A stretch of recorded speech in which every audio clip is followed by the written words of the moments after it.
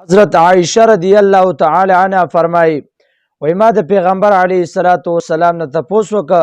چې آیا د قیامت پر ورځ باندې داسې څوک شته چې په جهاد کې شرکت نه کړي د مجاهدینو سره جهاد نه تللی او دا کس چې د قیامت پر ورځ باندې بیا د شهداو په صف کې ودرېږي پیغمبر علیه الصلاۃ والسلام او فرمایي چې او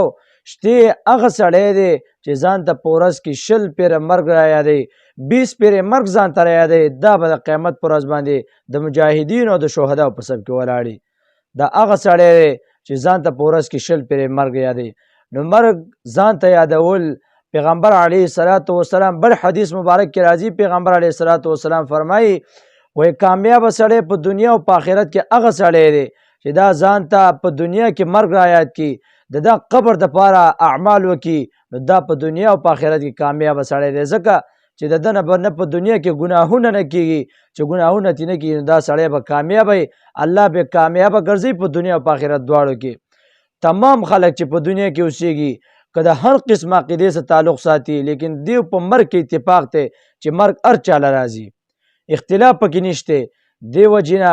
د پیغمبر په یو طریقه باندې تجربه کول دا صحیح نه ده دا انسان گمراهی ته رسي تاسو وګورئ دیتا دا کس په قبر کې سملی قبر جوړ قبر دی دا پکې سملی سو پکې نشته به تور تجربه کړي دا الله رب العزت به دا خټ را گزارلې نو دیو جن د پیغمبر علیه الصلاۃ والسلام په طریقو باندې تجربه کول په دنیا کې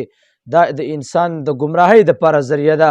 ما تر دا نه دی پکار چې د پیغمبر په یو طریقه باندې داسې تجربه کو